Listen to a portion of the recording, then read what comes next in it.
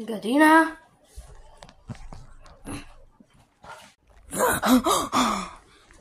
Какво отново, мамо? Ей, Гадина!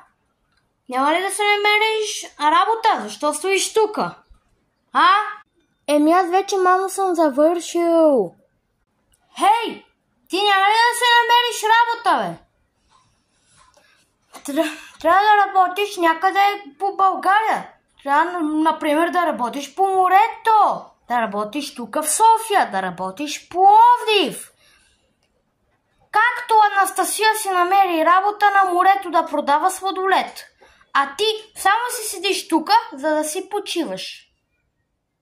Няма как да стане. Уф, мамо, сега ме караш да работя. Какво като съм завършил 12 клас? Ваканция е. Абе, не ме интересува кой клас. Отивай да работиш, бе.